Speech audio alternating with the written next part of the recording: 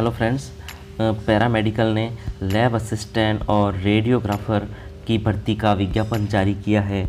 ठीक है, देखिए कहाँ कितनी सीट है। सबसे पहले लैब टेक्नीशियन की बात करें तो जो टीएसपी एरिया है वहाँ पर 105 सीट है और नॉन टीएसपी में 1014 सीट। इसी प्रकार अगर सहायक रेडियोग्राफर की बात करें तो जो नॉन टीएसपी एरिया है वहाँ 959 पदों की भर्ती है। साथ ही अगर टीएसपी एरिया की बात करें तो 99।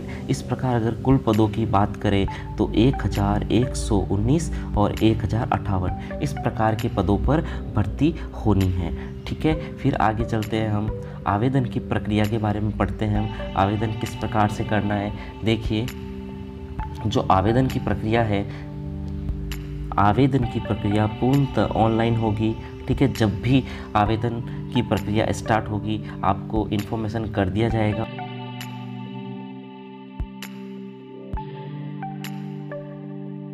SSO ID के द्वारा आवेदन की प्रक्रिया की जाएगी और आवेदन की जो प्रक्रिया है वो ई मित्र के द्वारा की जाएगी। तो आपको क्या करना है, ई मित्र के पास जाना है और वहाँ जाके आपका फॉर्म भरना है। ठीक है, तो आवेदन ऑनलाइन होगा। और न्यूज़ पढ़ते हैं इसके बाद क्या क्या इसके लिए। देखिए, परीक्षा शुल्क। हाँ, परीक्षा शुल्क की अगर बात करें तो देखिए आप यहाँ पर सामान्य वर्ग के लिए 450 रुपये फ़ीस रखी गई है, जबकि ओबीसी नॉन क्रीमी लेयर के लिए यही 350 रुपये रखी गई है और अन्य सभी वर्ग और अनुसूचित जाति अनुसूचित जनजाति के लिए 250 और जो 2.5 लाख से कम यानी कि आर्थिक रूप से पिछड़ा वर्ग है उनके लिए यह 250 रुपये रखी गई है। इस प्रकार ये सारी परीक्षा शुल्क है और इसके बारे में डिटेल में पढ़ते हैं।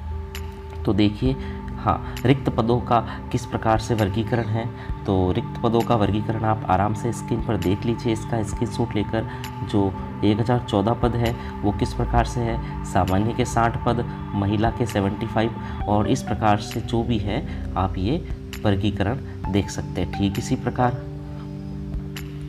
रेडियोग्राफर का भी इसी प्रकार पदों का वर्गीकरण है। 959 पदों के लिए 45 सामान्य, 70 महिला और इस प्रकार से आप वर्गीकरण इसमें देख सकते हैं स्क्रीनशॉट लेकर। आगे चलते हैं हम और जानकारी। अगर वेतनमान की बात करें तो लैब टेक्नीशियन एवं सहायक रेडियोग्राफर पद का 7वें वेतन आयोग के अनुसार जो L8 जो है वो वेतनमान होगा। ठीक है, आगे चलते हैं। इसकी योग्यता, ये सबसे इम्पोर्टेंट कि क्या क्या शैक्षणिक योग्यता चाहिए। तो देखिए, लैब टेक्नीशियन के लिए क्या चाहिए। सबसे पहली चीज़ 12th जो है वो या तो बायो या फिर मैथ्स से क्वालिफाइड होना चाहिए। साथ ही या फिर इसके इक्विवेलेंट कोई अगर डिप्लोमा किया हुआ हो मेडिकल लैब टेक्नीशियन का, और वो किससे होना चाहिए, एक ऑथोराइज्ड स्टेट गवर्नमेंट से या सेंट्रल गवर्नमेंट से या फिर राजस्थान पैरामेडिकल काउंसिल से किया हुआ होना चाहिए। फिर सेकंड नंबर, उसको राजस्थान पैरामेडिकल का रजिस्ट्रेशन मिला हुआ हो। साथ ही वर्किंग नॉलेज होना चाहिए देवनागरी यानी कि हिंदी लिपि का। ठीक है, तो इसका कहने का मतलब है कि ये जो कोर्स है इसके लिए ज़रूरी है। ठीक है, फिर आप देखिए सहायक रेडियोग्राफर के लिए क्या है। सहायक रेडियोग्राफर के लिए भी सेम चीज़ है।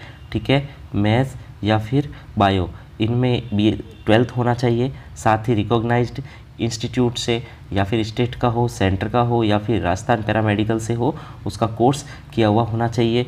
उसको रजिस्टर्ड होना चाहिए वो राजस्थान पैरामेडिकल काउंसलिंग। जिस प्रकार सर्टिफिकेट मिलता है फार्मेसी में, उसी प्रकार राजस्थान पैरामेडिकल से भी सर्टिफिकेट मिलता है, तो वो क्वालिफाइड होना चाहिए। और उसे हिंदी रिटर्न देवनागरी स्क्रिप्ट का भी नॉलेज होना चाहिए। आयु की बात करें तो 1 जनवरी 2021 को 18 वर्ष प्राप्त कर चुका हो और 18 से लेकर 40 वर्ष तक के जो भी है इस एग्ज़ाम के लिए फॉर्म फिलअप कर सकते हैं। तो ये इसका आयु वर्ग है। फिर जो भी और एक्स्ट्रा चीज़ें हैं, छूट की बात है 3 वर्ष की, और ये सारे आप डिटेल में पढ़ सकते हो यहाँ से। फिर आगे चलते हैं। देखिए, चयन का आधार क्या रहेगी तो देख लीजिए आप। चिकित्सा और स्वास्थ्य अधीनस्थ सेवा अधिनियम 1965 के जो नियम हैं उसके अकॉर्डिंग न्यूनतम शैक्षणिक योग्यता और व्यावसायिक योग्यता परीक्षा दोनों जैसी भी स्थिति में हो प्राप्त औसत प्राप्तांकों और बोनस अंकों के आधार पर होगा। नियमों को पढ़ लीजिए, आपको समझ आ जाएगा कि किस प्रकार से चयन का आधार रखा गया है। ठीक है, आगे चलते हैं।